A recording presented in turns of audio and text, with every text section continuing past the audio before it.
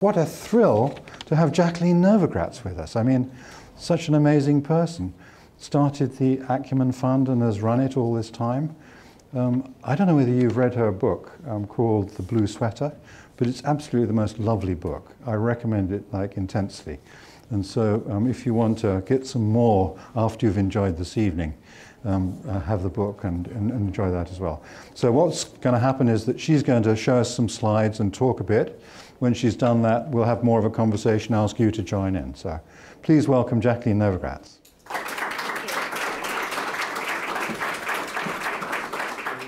Thank you, everyone, for coming out tonight. And thank you, Bill. One of the true heroes in design and in really what it means to be a human being. And we were talking before about the design of the first laptop, and it was interesting when Bill said, I'm just interested in people. And I think that's really the theme of what I'm going to be talking about tonight, that so often when we think about the poor, poverty, we actually don't think about people as full human beings that want to make their own decisions and choices. And so my talk really goes from there in terms of what Acumen Fund is and how we think that patient capital, which is continuing for me to evolve as a philosophy, not just as an investing method, is really based in that a love of humanity that goes beyond lip service and really requires a lot of hard work. But the story starts with this, the title of my book, The Blue Sweater. It was a sweater I was given by my uncle when I was 10 years old. As you can see in the picture, it had zebras running across the front and Mount Kilimanjaro strategically placed on the chest. I wore it all the time, including into my freshman year in high school when my adolescent curves were filling out the geographical terrain of the sweater somewhat differently, more strategically, you might say. And I really believe that there's a fundamental moment of complete mortification in every adolescent girl's life. And mine was when my high school nemesis yelled across the hall that the boys no longer had to go to the mountains to ski, they could use the ones on my sweater. And so feeling like I wanted to die, 1,000 deaths, I ran home. My mother and I ceremoniously dumped this now ugly sweater into the Goodwill, and I thought I'd never have to see it again. Fast forward 10 years, 5,000 miles. I had left my career on Wall Street. I was working in Kigali, Rwanda, starting the first microfinance bank with 6 Rwandan women, jogging through the hills at noon, and lo and behold, I see this pipsqueak of a little boy 10 meters in front of me, and he's wearing my sweater. So, being a frenetic personality, I ran up to the child, I grabbed him by the collar, I turned it, and there was my name written on the tag of that child's sweater. And I have held that story as metaphor ever since, that we are deeply connected as a world and that our action and our inaction can impact people we might never know every day of our lives. That time in Rwanda was an incredibly heady time for me. I saw that a small group of people could indeed change the world.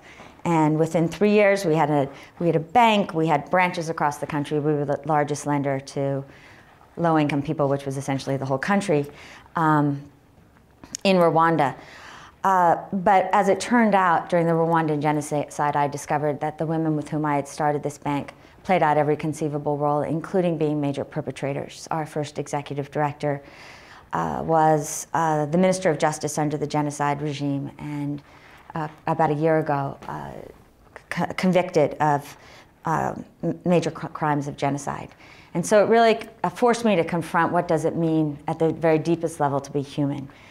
This idea that we carry, for me, good and evil inside of each of us, and that if we really want to create systems for change, we need to recognize who we are as human beings and build systems that bring out our better angels and suppress our monsters, if you will. And I would say I would boil down the real lessons from all of those years, building this institution in Rwanda, but also working at the Rockefeller Foundation on issues of poverty in this country, to 3 real lessons. The first is that dignity is more, is that dignity is more important to the human spirit than wealth. So often you listen to economists talk about poverty in terms of $1 a day, $1.25 a day. We have huge debates. And the truth is, the older I get, the more I understand what poverty is. It really comes down to choice. Do I have the ability to make a decision as to where my child, or if my child can go to school? What about healthcare? What about what I can say in the streets? It's a much more nuanced version of poverty, and it means we can see it in every country on this planet. And I actually believe that there's no longer a developed world and a developing world, but a world of elites who are able to say and do pretty much whatever they want and recognize each other across national lines, and a world of the have-nots, if you will, who increasingly feel further behind for good reason, and that's not a sustainable world. Also learn that traditional charity, top-down approaches to aid that don't take into consideration who individuals are as customers, if you will, too often create dependence, which is the opposite of dignity, and which I think really keeps people too often embroiled in charity. And at the same time, the market ideology of the 90s and the first decade of the 21st century was wrong. And that while markets did indeed, the more they opened, help 400 million people move out of poverty more than ever before in history, it also does leave this large divide. And there are at least 1 billion people that have been completely overlooked by those markets. And so in 2001, we started this Acumen Fund with this idea that capital existed along a spectrum, and that there were actually entrepreneurs out there in the world who saw the poor not as passive recipients of charity waiting for a handout, but as full human beings that wanted to make their own decisions, change their own lives. And so we came up with this notion of patient capital, that if we could find the right entrepreneurs with the right business models for going where government and charity had failed, so the basic services like health, water, housing, energy, and if we had the guts to leave our money for a long time, 8, 10, 15 years, to give them the time to experiment, to fail, to learn from those failures, then ultimately we would learn about who those individuals were as customers, and we would build solutions that could actually make a difference in their lives at scale. We wanted to build companies that reached at least 1 million people and that could be replicated across other countries. We would support the capital, the money that we would invest, with a lot of management assistance, and we would measure what we did, both in terms of whether we got our money back, because we knew that that was important for financial sustainability, but also social impact. As I said, we work in the basic services. It's too easy to say that government's responsibility is to bring education to all people, which is something I really believe. But in a country like India, every month 1 million new students, it doesn't include the students that are right now left out of the system, which is about 200 million. New students go into the system every month, and they will for the next 20 years.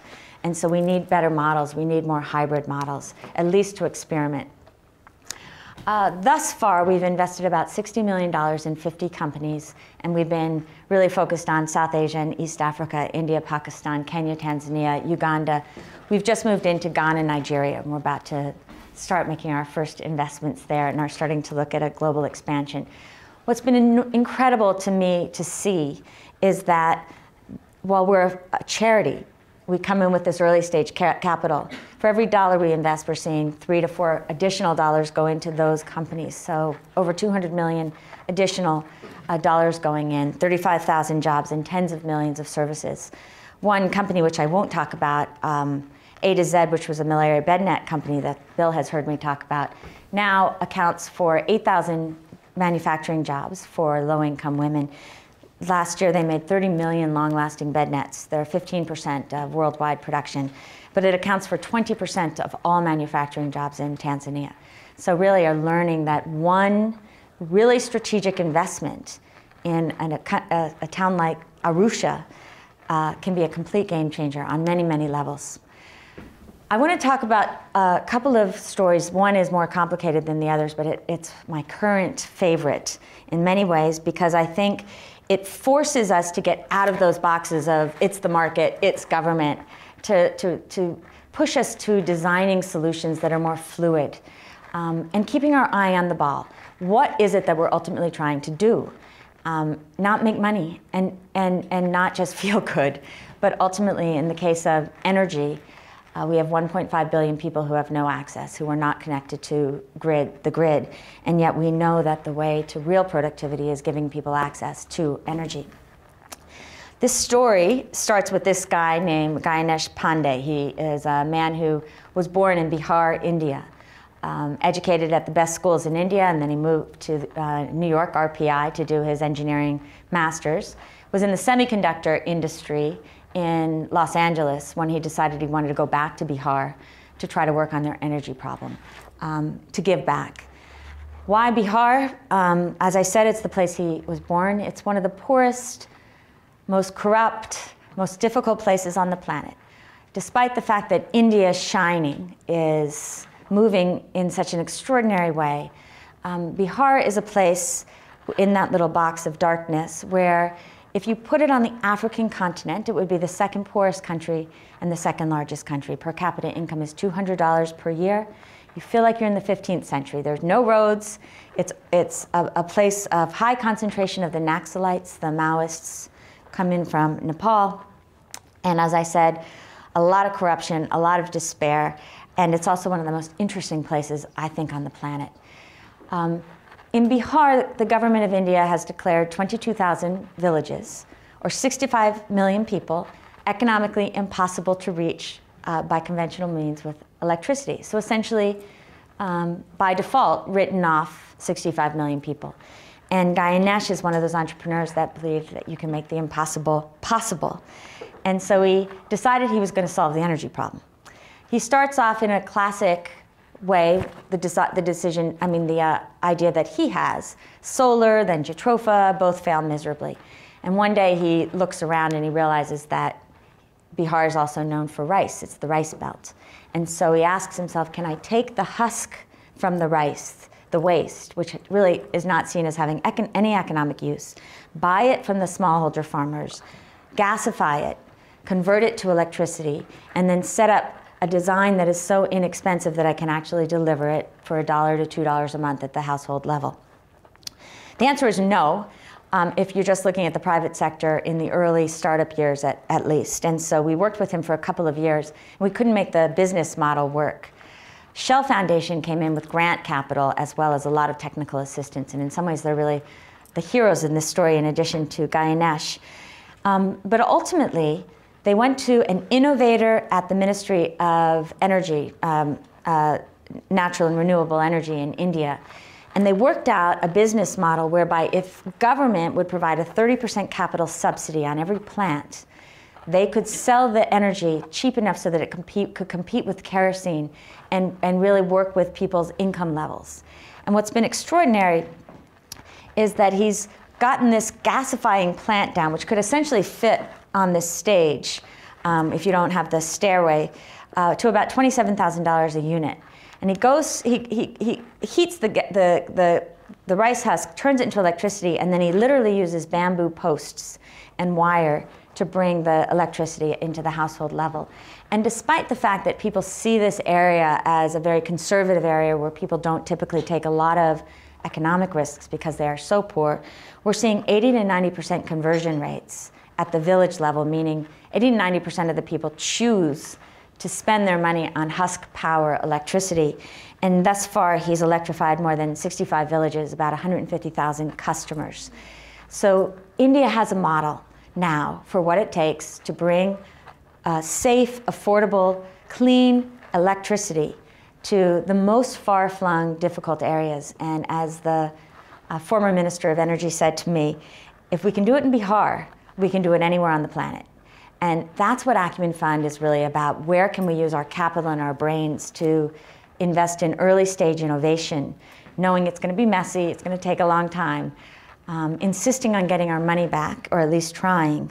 But the real end game are these models for imagining a different world where we really can bring basic services and not just say, well, these guys are impossible to reach. My next example is in the water space, and I use it because it's a real example of design at the product level as well as at the delivery level.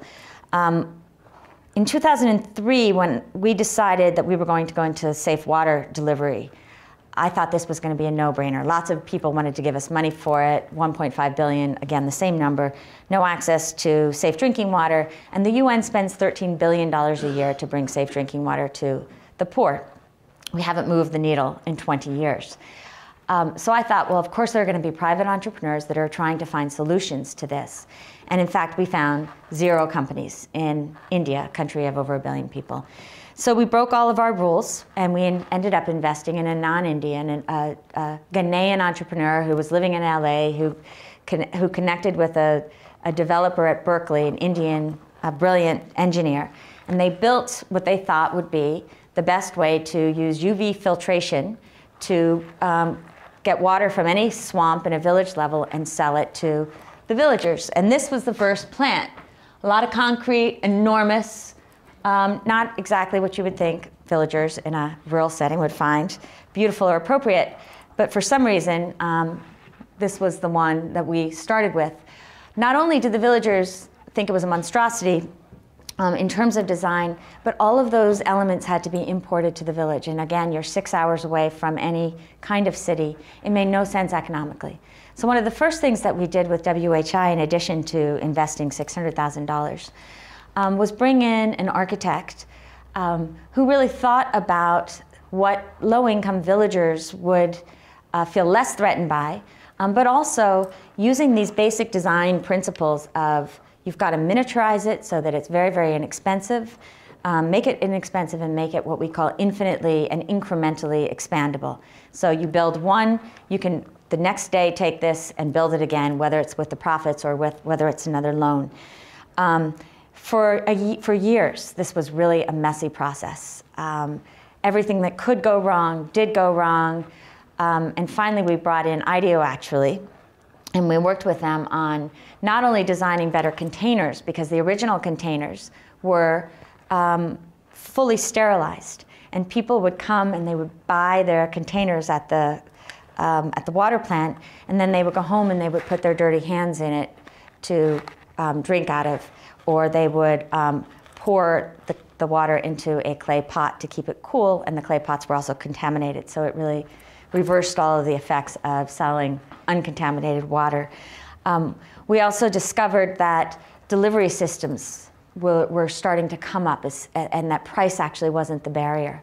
What the barrier was, for many people, water comes from God, and why should you pay for it? So you had to really change attitudes. Elites felt that it was unethical to sell water to very low-income people, and politicians kept going around the villages saying, we're going to give you free water you don't need to buy.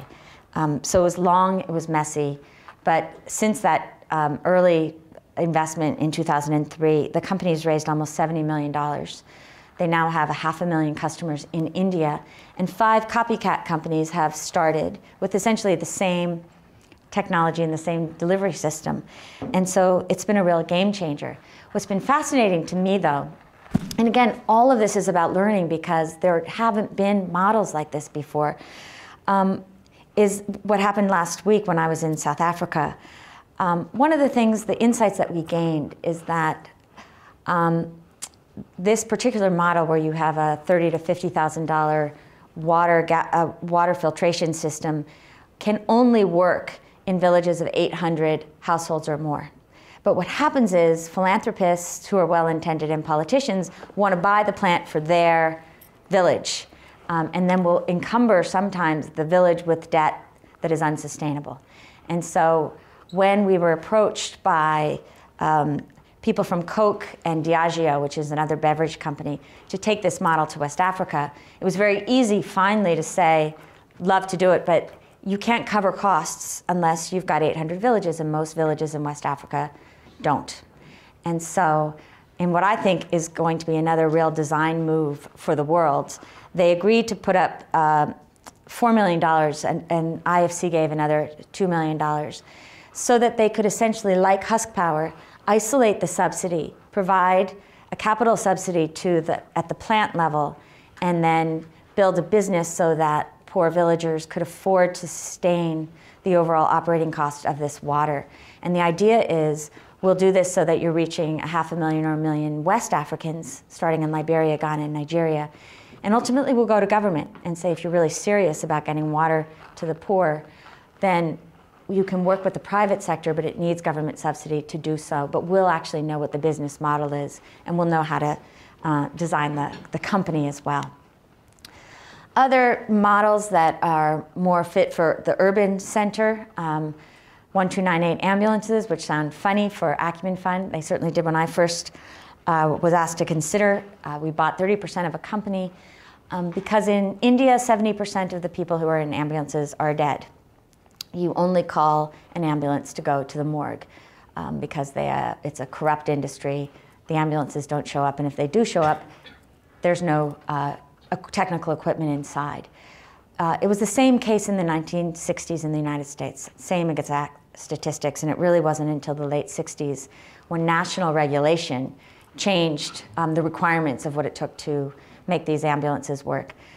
Long story short, the business model includes marketing, as you can see in these bright yellow ambulances, and they sell revenues to the corporations. But it's no corruption, very much stands on that platform. And if you're taken to a fancy hospital, you pay. If you're taken to a free public clinic, it's free. Today, it's grown from 9 to 385 ambulances, 1,500 employees. They'll have 3,000 employees in the next couple of years. And again, like WHI, started off as a private company and now is partnering with government it's now the largest ambulance company growing across India with this focus on service for all. LifeSpring Hospital understood that women in India don't really have much of a choice. You go to the free government hospital, but you have to pay bribes. It's very dirty.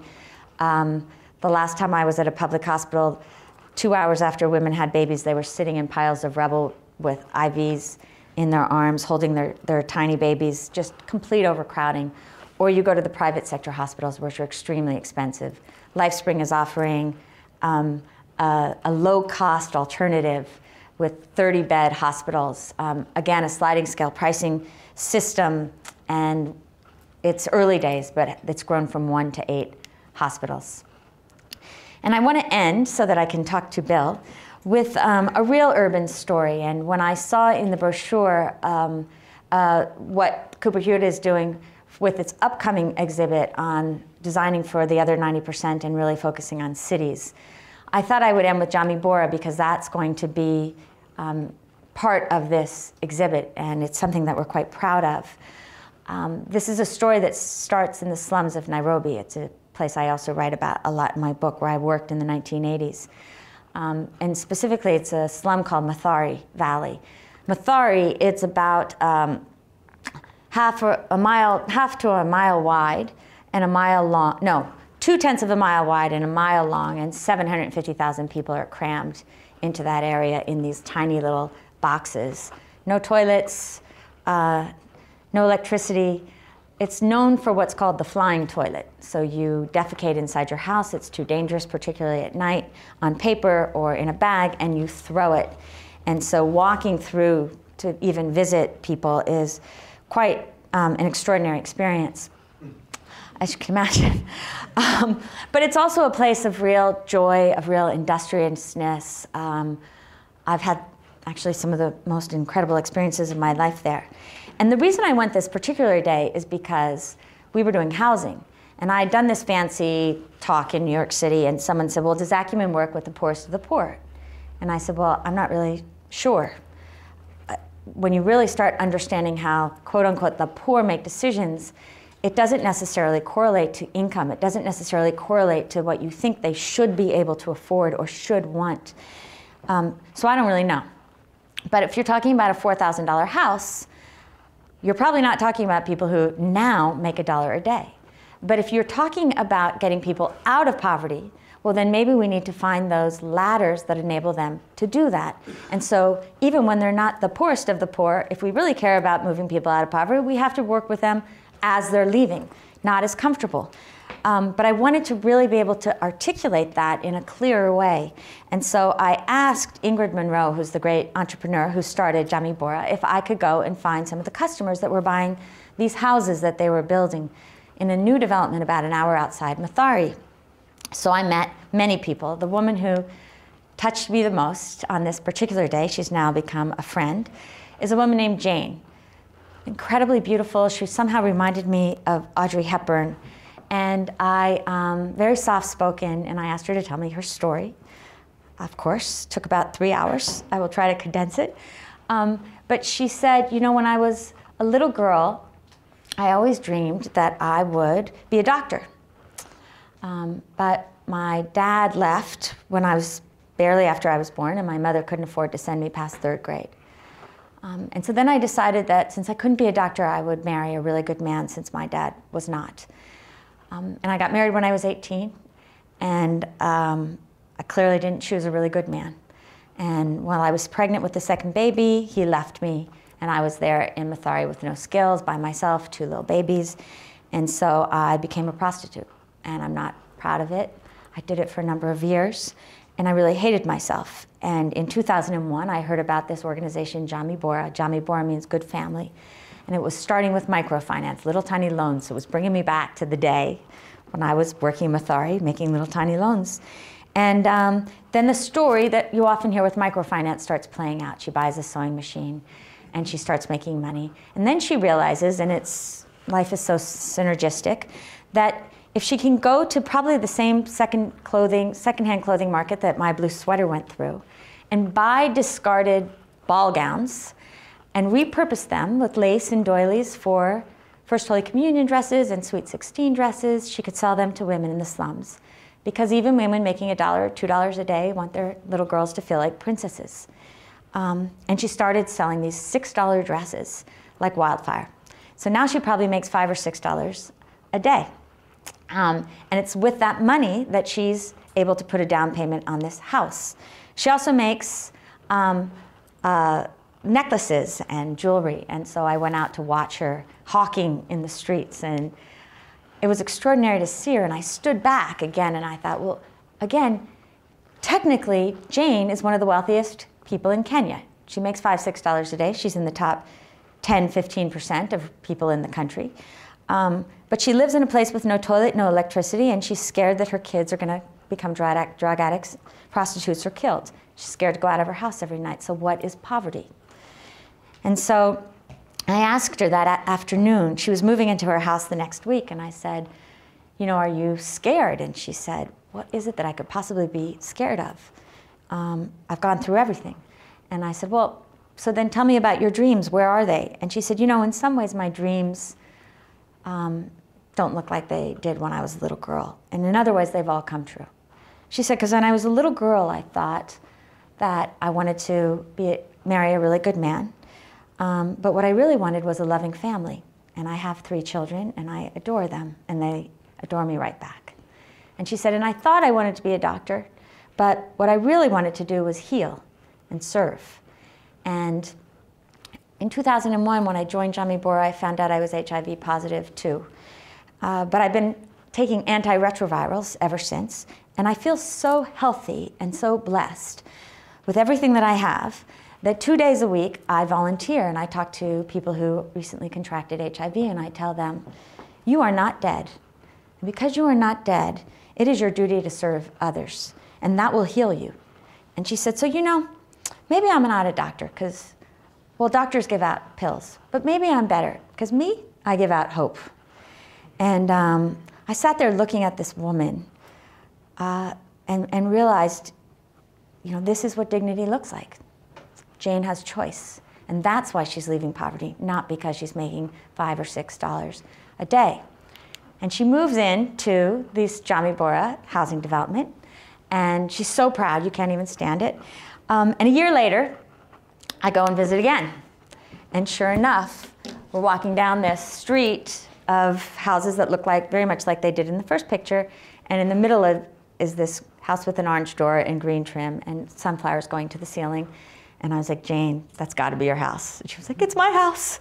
And I said, so, you know, let's go through it. And we went through the house, and she had a story for everything. But the piece that I will never forget was the bathroom. And we do toilets too. I can tell a lot of toilet stories. But you know, my whole life, for 25, 30 years, I've worked in slums. And it's all about, a lot about the lack of toilets, latrines. It's all disgusting. And I always say, there but for the grace of God go I, and I feel grateful. But there was something about this moment that was so different, because we went into her bathroom and she said, I just can't believe it, because I can take a shower, and she gets under the shower and pretends. And then she says, and I'm in the toilet. I can just sit, I relax, and when I'm finished, I stand up and I press the button, and whoosh, it goes away. And she was so excited, I got really teary, and I couldn't realize, like, why am I getting so emotional, you know, talking about flushing a toilet? And what I realized is that it's one thing to go into a really disgusting toilet and say, I'm so thankful that I have, you know, all this other stuff, but it's kind of trite. It's when you see someone who's never had it, who sees it for the first time, and the level of exuberance is so beyond that you realize what we're really talking about. And suddenly this idea of patient capital came back to me, because in many ways we've always had it throughout history, in religious orders and tribal societies. Inside the tribe, inside the religion, we would give each other money. I would give you money if you wanted your child to go to school, or if you needed a funeral, or if you had a health disaster. And I would expect you to give me the money back if you could, because we were close to each other. I would never try to make money off you. I wanted you to succeed. But outside the tribe, outside the religion, I could be the moneylender. And I could distance myself. In fact, it made sense for me to distance myself, because I cared about getting the money back, because I really didn't care as much what happened to you. But in a world where we have to start imagining ourselves as one tribe, we have this opportunity to reimagine capital, or at least one kind of capital, that moves from that place where we invest in each other so that we can succeed, so that we can release all of that energy. And so we can help Jami Bora build, and it can help Jane build. And when Jane repays, that can help others go. And it's this great sense of circularity. And we've gotten all of our money back for this one project. And I said to Bill, we might talk about it later. It's not perfect, but it is so aspirational, and it is so beautiful. And it has taught me so much about the human journey, about designing for the other 90%. My favorite, well, one of my favorite quotes by Martin Luther King Jr. is that love without power is anemic and sentimental, and that power without love is reckless and abusive. And my own dream for our generation is that we truly have the courage to walk, to design, to interact, holding love and power equally in all of the systems that we dare to create. And I think there's never been a moment like there is today to do so. So I'll stop there and look forward to having a conversation with you, Bill. But thank you. Thank you. Thank you. Would you like to sit here? Sure.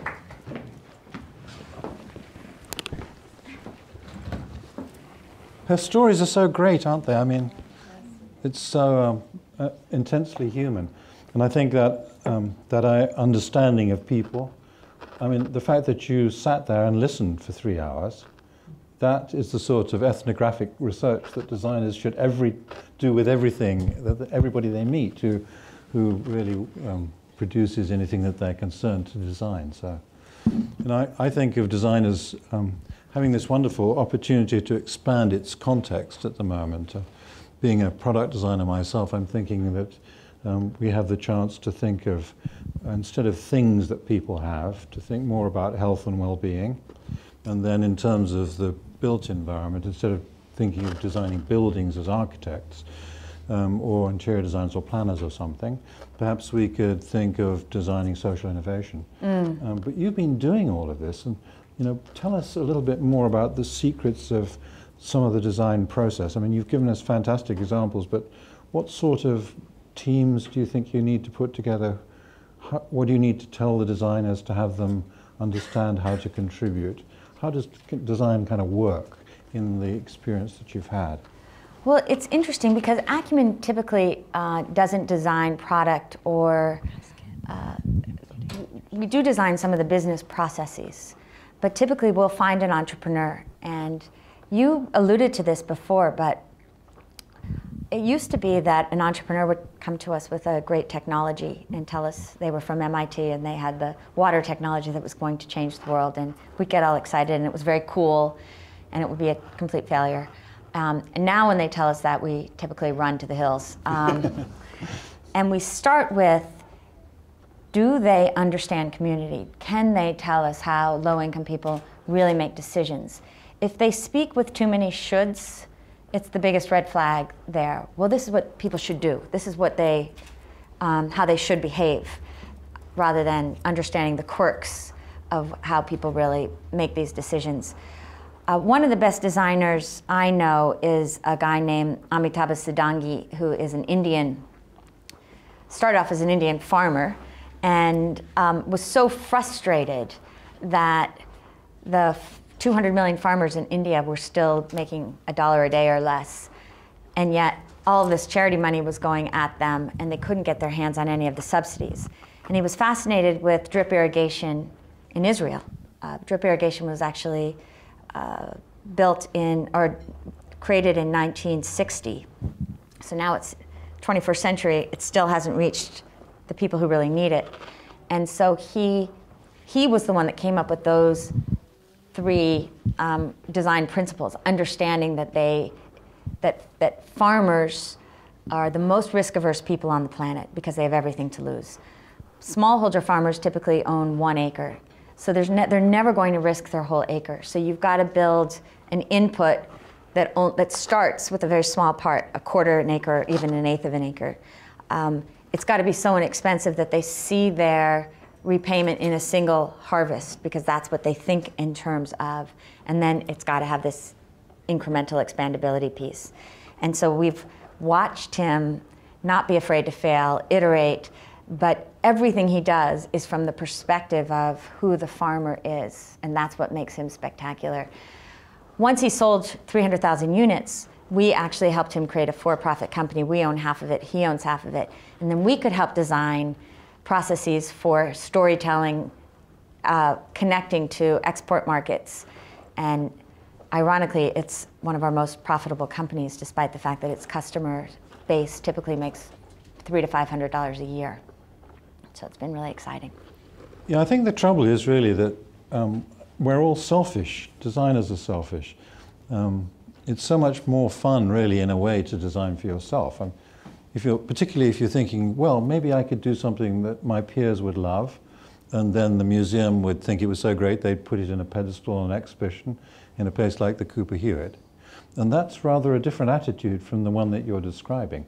I mean, if you're sort of meeting a designer who has a bit of the should left in them, what advice do you give them, or how do you try and convert them to the understanding that they're going to need to really operate in these social innovation environments that are so strange to their experience? Well, mostly by telling stories of how our assumptions are so often the wrong assumptions. But also there's an arrogance, it's not just selfishness, there's an arrogance in thinking I'm doing good, I'm here to help you, therefore you should be so appreciative of what I'm doing. And one example would be, I was raising money in the Middle East, and I was telling the story of Jami Bora. This was before the houses were done, but they were near completion.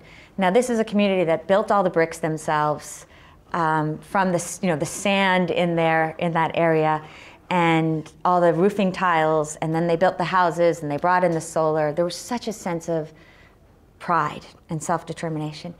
And this guy gave us a ton of money, and then he said, but I want to bring down my employees so they can paint the houses. And I said, but you're not listening to me. This is a community that is so proud that they've built these houses and now they want to paint the houses. You can help them purchase the paints, but they don't want you to paint the houses. And he said, but I want my employees to have the experience of painting the houses. And I said, well, that's what philanthropy is all about, isn't it? It really comes down to you.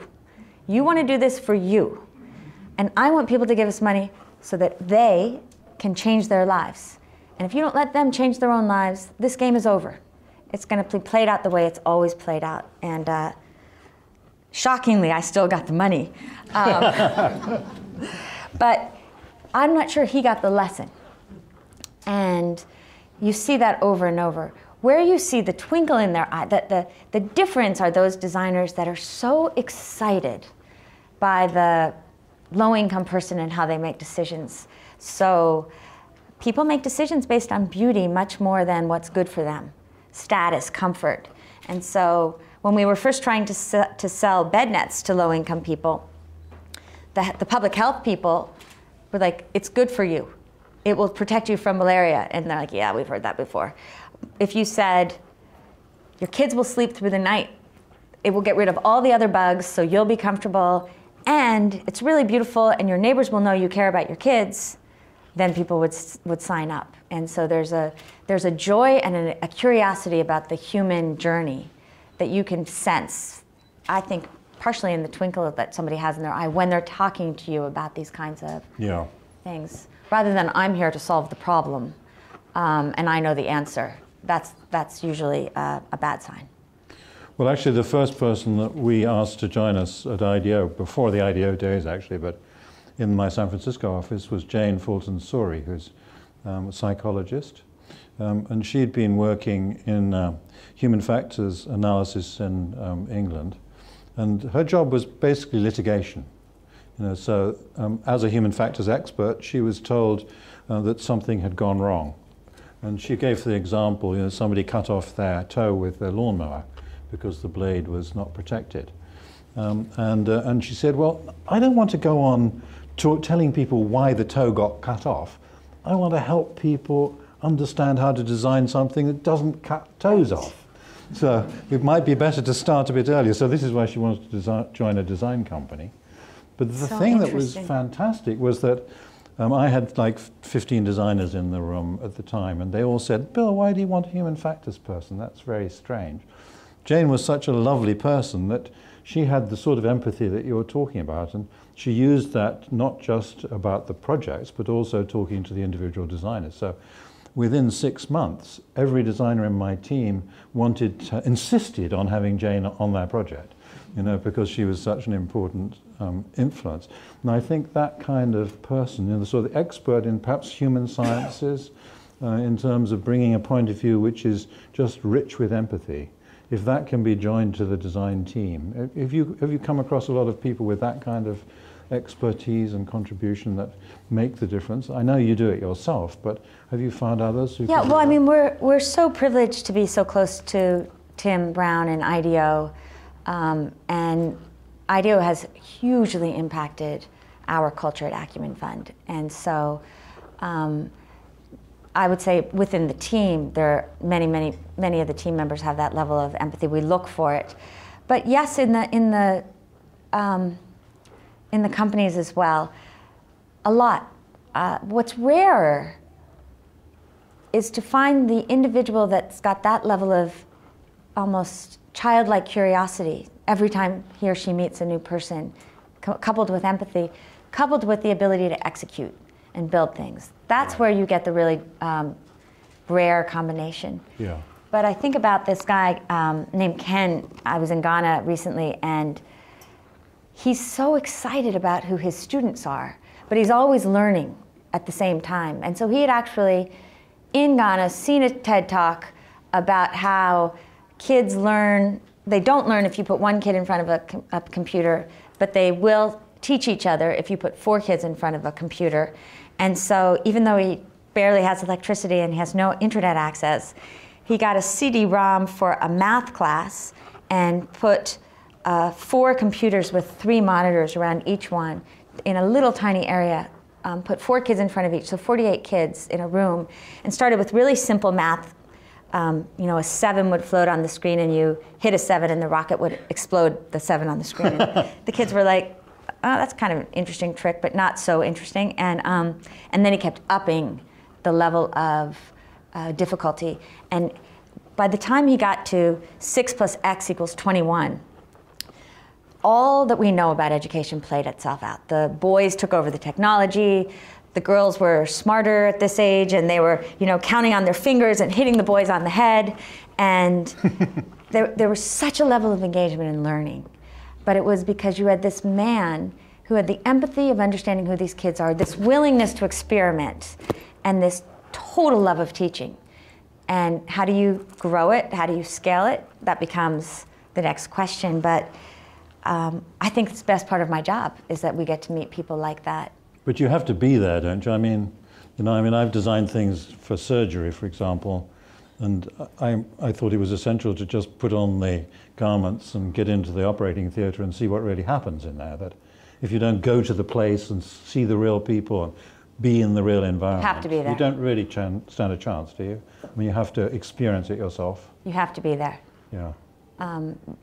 The one product innovation, actually, David Kelly and the D School connected to a class on extreme affordability at Stanford Business School, and two young men, Sam Goldman, who had grown up in the developing world, so he understood what he was dealing with. They created a solar torch that they thought would revolutionize the world, but it cost $36. And just yesterday they came out with an $8 model, and now they really are revolutionizing the world. But they had the guts to go and fail and continue to prototype it and work with the low-income rural customer to do a complete redesign. Yeah. Well, I think, this business of understanding people is one half of the solution, the approach, the method, the process. But the other half is the prototyping. It's the willingness to build stuff and then have it fail until you get it right and go on seeing that failure as an iterative process that moves you forward. So, I mean, design to me doesn't really work unless you have both, that you have to have the people understanding the empathy, but you also have the willingness to try stuff out and be happy that it sometimes fails, usually fails to begin with. Usually fails. Until you get it right. Can you tell us a prototyping story? Well, in some ways, D-Light is the best one that we have, in that the prototype seemed beautiful and brilliant here in New York, and it was literally 4 times too expensive. It was too bulky, and it required maintenance, none of which is going to work for the developing world. But yeah, almost everything that has a product orientation to it, or even a service orientation, where with the LifeSpring Hospital started off with looking at sliding scale pricing. So they had private rooms that cost X, and the general ward where you paid 1/4 X, and really discovered that it didn't really cost that much money to make all of the rooms semi-private, just with curtains. And then they started really listening to their customers, and they would build a side bed, because in India, they thought that the mothers were their customers, their patients, but in fact, the mother-in-law makes every decision. And so if you're not talking to the mother-in-law, you don't have any idea what is going on. And again, on not the product model, but the overall business model, they even couldn't figure out how to price, because very low-income mother-in-laws would sometimes make the decision to have a baby C-sectioned, so that the baby was born on the right astrological day, despite the fact that it was 6 times more expensive and would potentially put their kids in debt. So then how do you build a program to talk, again, to the mother-in-laws? So there's a constant iteration on the business model, which contains within it product, that I think is part of the story of patient capital. Yeah. Well, let's bring other people into the conversation. We are streaming online this evening, so we'd like to ask you, if you wouldn't mind, if you want to say something, make a comment, ask a question. If you wouldn't mind both waiting for the microphone, but also standing up, because our camera doesn't really grab you unless you stand up and make yourself visible. So please do that, and let's have some comments and questions that Jacqueline can respond to. I see one already there. That's great. And you could say who you are. Yeah, hi, thank you. My name is Kathy Julakine. I live here in the city. I'm curious, how you see this design, the business model of Acumen Fund, being replicated in other settings, such as government settings or other countries' governments that often have very different setups than our own, and how you might be encouraging that through the work that you do. It's a great question. I mean, in some ways, Husk Power is one example of starting with the private sector model, realizing it was not going to work without government partnership, but having developed both the prototype as well as the business model to the point where we could find a single innovator for government to partner with. In other cases like water health, it wasn't until there were 300,000 customers that there was enough heft to this model that government saw that this wasn't something they should be threatened by, but rather something that they should partner and scale. So I think that we're starting to see governments around the world really changing. We've been approached by a number of aid agencies in this country as well as in others that want to work with us and create funds like us. It's going to be a rocky road getting there because we have a very different culture. You have to make decisions very quickly. You have to be willing to fail, to talk about your failures. These are not things that are typically connected to government for understandable reasons. Government also, particularly with aid, is constrained in that congressmen are elected every 2 years. They want to see results in 2 years, and very few companies can be built in 2 years. And so to really change the way that we spend our aid dollars, our government dollars, means we've got to encourage and show people the wisdom in creating 15-year funds, which in the real world is like nothing. I mean, I look now at how many of these companies have transformed industries in 7-10 years, but not in 2 and 3. And I think that's our biggest challenge, one of timing and one of measuring results. But I'm starting to feel much more hopeful than ever before. In Pakistan, we work in cultures where there's a lot of corruption. Not that there's not a lot of corruption here as well, but it's blatant. It's people say that this is the way business is done, and what I'm learning as well is that if you even have a small scale model that is sustainable and powerful in terms of its effectiveness, you've got a different kind of voice in societies where there haven't been a lot of success stories. And so we invested in a guy named Javad Aslam. He built a housing development for 300 families, about 2,000 people. We've just been fully repaid. It's highly functioning. He managed to get the first commercial mortgages ever given to low-income people. And he did this without any corruption. Because we were patient capital, it meant we could wait the 1.5 years that it took to get the land registered. But I did not give a speech in Pakistan without talking about the fact that we still hadn't been able to build because we still didn't register the land because the dweeby 31-year-old registrar wouldn't give us the registration. And we're talking about a $200 bribe. Well, government paid attention, and the government of Punjab actually worked with Acumen and Javad to build an expediting unit within the Ministry of Housing so that now new developers can bypass the local registrar to register their land directly at the housing development. So it's small steps. It definitely comes from a philosophy of going from the bottom up. But I think this combination of getting big enough that people have to pay attention and developing not only the skills of empathy and what we call moral imagination, but the ability to tell stories so that people can see themselves in it and see how they might participate, are skills we really need to develop in our generation as leaders. There's one here. Hi. My name is Ayush, and I am a student at St. Peter's College. I'm originally from Nepal, and I've been over here for 2 years. My first, why I liked Acumen Fund was that because at first you did not get involved with government, you did it through private channels. And now that I hear that you try to have a lot of partnerships with governments, I'd like to start with the example of what happened at Grameen Bank, because Mohammad Yunus always talked about how getting government involved in his any venture would be disastrous when it comes to developing countries, and then that is the case with Nepal, that is the case with India, Pakistan, Bangladesh, any country you talk about.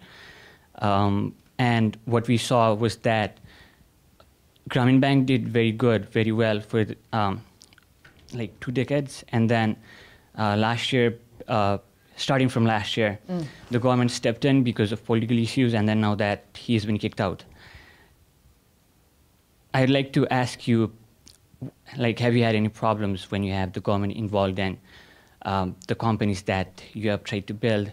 And I'd also like to caution you, because the governments might do well for now, because you have some people who are really interested in developing the places where, like, one example would be like in Bihar, that the new chief minister is a lot better than the one that you had before. And then now with the upcoming elections, most likely Lalu Yadav, right? Yes. Yeah, Lalu Yadav might come back in power, and if it does, then anything that you have been having in Bihar might get negatively affected by it. So what are you doing about it, and have you seen any negative effects of getting the government involved in your projects right now? Yeah, it's a really great point. It's a really... I wonder if it might be worth just telling people a little more about the Grameen Bank. Okay, so Grameen Bank is really Dr. Muhammad Yunus, who won the Nobel Peace Prize, was the great pioneer. In fact, was the reason I got into microfinance back in 1986, who created a bank that was not part of the government in 1976 in Bangladesh to give very small loans to the poorest women based on a solidarity method where I had no collateral, but we could guarantee each other, and grew the bank to over 5 million customers. It's a couple of $1 billion changes hands within Bangladesh, and in fact, the women own much of the bank themselves. So it's one of the great world-changing innovations that we've seen in certainly my lifetime. And because of his storytelling abilities, I think, he really let 1,000 flowers bloom and pushed this microfinance movement, which is a whole other conversation in terms of where it went. The political situation that this young man is talking about is a really messy political situation connected to Yunus deciding he wanted to run for president, that being threatening, the success,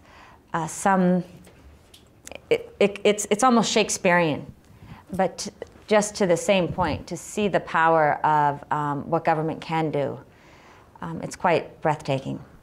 So I really hear that, and I also, as we grow these companies, you learn more and more and more how every solution is imperfect. And in some ways, I think we pick our poison because many of these interventions get to a place where there's decisions to be made if you really want to grow it to the next level. And if you're really serious about getting basic services to low-income people, where are you going to get the capital and the talent to do it? And the choice of going to the capital markets in just the private sector often means that the investors want to go up market because they say, well, 200 million people have no access to water or ambulances or whatever it is. So we're still doing a really good thing, and we can make more money if we just moved up market. And so you trade off efficiency, but you gain, you trade off equality, you trade off equity, but you gain profitability. And if you go the government route, you've got a much greater chance of equity, equality, and reaching many more people. But there's this risk of many, many, many games. I never could believe I would be so conversant in the different games that are possibly played. That said, as I said before, I feel a great sense of hope. And I think that as a nonprofit organization, Acumen Fund can take risk, can go into partnerships with the assumption of goodness, and can, by working through private companies where there is accountability, where we get financial statements and statements of output on a regular basis, where we're transparent about what they are, that there may actually be a new model that's starting to evolve, where government isn't the one that's implementing, but government is the one that is partnering in terms of not a full subcontracting, but is providing a level of subsidy which exists in every city and every state across the world that could really get services to low-income people. And my dream is that the world is changing so fast that if we can build fast enough and strong enough that even if government does decide to destroy, suddenly you've got a totally wired population that can ask a different set of questions, because now you've got 5 million people with access to safe drinking water in India. If that gets destroyed, boy, would it be interesting to see the conversation that is an international conversation around why that happens. And it gives me real hope that we're going to start seeing change. I also meet both government officials and businessmen that are just sick and tired of business as usual and are ready to play a different game. And they're the ones that we want to be connected to. One more? Just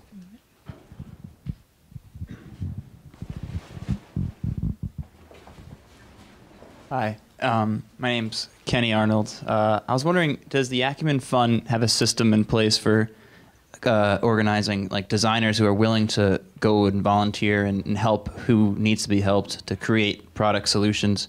Is there a system in place for that to happen? No. And again, the reason that we don't is because we don't actually design the products.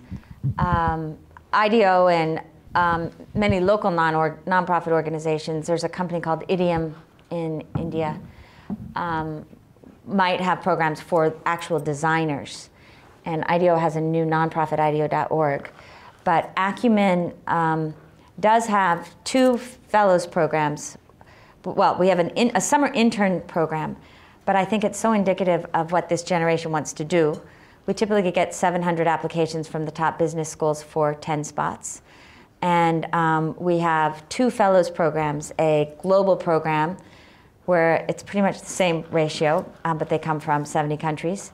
And we're just launching an East African fellows programs where we are taking applications from Sudan, Rwanda, Tanzania, Uganda, and Kenya, and got 562 applications for 20 spots. So it's a little less difficult, but you have to be from one of those countries. I really think about this a lot, that there's so much energy in the next generation that wants to be utilized in really smart ways. And there aren't as many evident opportunities for that energy to be used. And I think partially it's to encourage more entrepreneurship. We do have the Acumen Fund community. If you just go on to Acumen Fund, community.acumenfund.org, and there are now 5,000 young professionals around the world in 10 different cities that come together to actually talk about some of these things and see if they have different kinds of solutions as an ancillary to what Acumen does.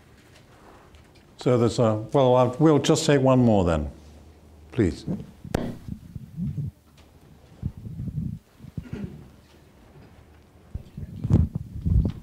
My name is Damon, and my question is, and it actually kind of carries off the last 2 questions.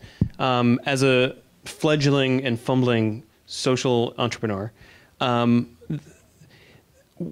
can't figure out what model to use. We want to create these ideas that often necessitate nonprofit support, but we also want it to be economically viable for the people that we're trying to deploy it to. There's things like B Corps and all of these new vehicles. What do you recommend in terms of how to do it so that you get the booster support that you need to get it off the ground, but you don't want foundational support through the whole life of the project, because that's not the goal in the end? It really depends on, why don't you tell me what you're doing, because I think it depends on... Some of it is social outreach in developing countries. Some of it is technology that is designed for narrative storytelling and sort of grassroots marketing. So it varies project by project, but I always sort of hit that first initial point of going, all right, how do I start this? Like, where's the startup capital going to come from? But also wanting to make sure that the model that you're starting in the beginning is strong enough to carry it through, so that once we actually take our hands off and it's doing what it's supposed to be doing, it doesn't need, you know, grant writers and such to keep running. Right. Is there something in the works that's going to be able to? Well, again, I think it really depends on what your overall mission is. Sure. And then are there revenue sources that could be connected to the activities that are associated with your mission? Right. And so if it's, you know, enabling technology, but for people that can't pay for it or won't pay for it, well, then it might have to be a for-profit. You might find over time you can convert it to a nonprofit to a for-profit. Right. And we're seeing lots of conversions. I think that whether you're for-profit or nonprofit in the future is going to be less and less important, which is really interesting. Right. Acumen started definitively as a nonprofit and stays that way, although we have a for-profit special purpose vehicle for later stage capital. And there's lots of debates inside Acumen Fund all the time. Why aren't we? Should we have more for-profit funding, et cetera, et cetera? There are 192 new funds that have started. The majority of them are for-profit. But the reason that we stay a nonprofit is twofold. One, we have become clearer and clearer and clearer with that from our perspective, what the world needs is early stage innovation. Mm-hmm. And that is not a profitable endeavor, certainly not in the short term. And we both want the flexibility to fail ourselves, as well as to take risks on very, very long-term companies that no private sector investor would typically make. But that in some of these cases, they're getting to a place where they actually need $3, $4, $5 million investments. So we could make those investments from a for-profit fund that could actually then help support the nonprofit. But it's taken us 10 years to get to a model that is more nuanced like that. And so I would really step back, look at what it is that you're trying to do, and see if there's revenue associated. And in some cases, there's not. Human rights, really hard to do it as a for-profit, and I'm not sure it should ever be done that way. But to keep that creativity and flexibility, starting with what is my end game and what kind of capital will enable me to reach it, is, to me, a more instructive conversation and questioning than how am I going to cover my costs. Because if you're really delivering value, we're going to raise $1 million this year from Pakistanis for Pakistan, in Pakistan. Clearly there's a belief, charitable, that there's real change happening. And it's a different way of looking at sustainability. And if you ask me, what are the most sustainable institutions in the world? They typically aren't companies that are for-profit. They are universities, they are synagogues, they are churches. Museums. They are museums. They are institutions that as a society we decide bring so much value that we will make them last. And so we need more flexibility and more creativity as to how we think about capital without letting ourselves off the hook, because we need to be accountable ultimately to who we're trying to support and help. Well, it's a lucky convergence this evening, and if you need a little lubrication for your creativity and flexibility, we also have cocktails at Cooper-Hewitt going on this evening. So you can go upstairs and find that if you get some of these little blue tickets, you can buy yourself a very nice drink and continue the conversation up there. But in the meantime, I'd like to thank Jacqueline for her wonderful talk. Thank you so much. Thank you, Bill.